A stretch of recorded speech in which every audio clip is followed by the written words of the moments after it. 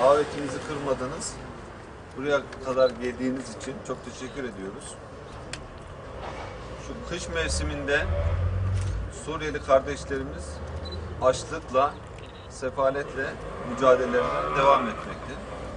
Bir de bunun üzerine soğuklar geldi. Kış, kıyamet çok orada sıkıntı yapmaya başladı. Bu açlığın üzerine artık oradaki kardeşlerimiz, oradaki çocuklarımız donarak ölmektedirler.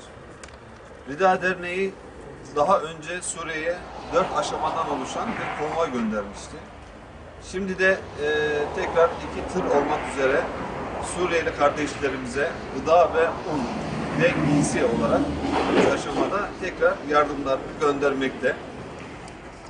Başta Suriye olmak üzere bölgemizde bulunan ve dünya üzerindeki Müslüman topraklarında masum insanların kanının döküldüğü, geriye dönük telafisi olmayan kayıpların yaşandığı aşikar.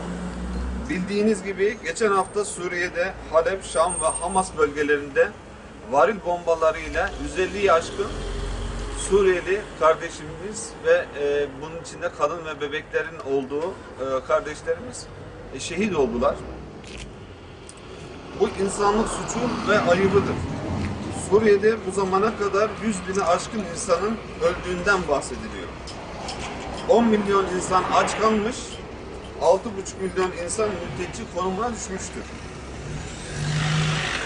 Bu insanlar vatanlarını terk ettiler. 350.000 çocuk yetim ve kimsesiz kalmıştır. Şu kış şartlarında maalesef bu çocukların soğuktan donarak öldükleri haberleri ise bizim içimizi acıtmaktadır. Bizler de Türk halkı olarak uyanık olmak zorundayız. Türkiye üzerine oynanan oyunlara çıkarılmak istenen fitneye karşı ancak eğitimli insanları karşı durabileceğini düşünmektedir. Onun için eğitim sektörü, milli eğitimle sivil toplum kuruluşlarının ortak çalışmaları bu çalışmanın içerisinde de var ve bundan sonraki çalışmalarda da destek temasında olması gerektiğini düşünmekteyiz. Bu kapsamda düzenlediğimiz Suriye'ye yardım kampanyasına destek veren okullarımızı ve tüm öğrencilerimizi tebrik ediyoruz.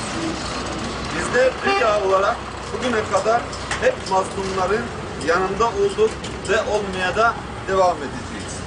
Ayrıca ülkemize sığınan Suriyeli mültecilere bir ensar muhacir kardeşleri sergileyerek onlara yardım etmeye devam etmekteyiz.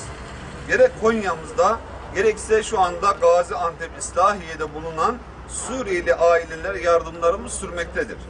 Bu yardımlarımıza destek sağlamak isteyen tüm kardeşlerimizi Rida Derneği'ne yardım etmeyi de buradan sizin vasıtanızla çağrıda bulunuyoruz.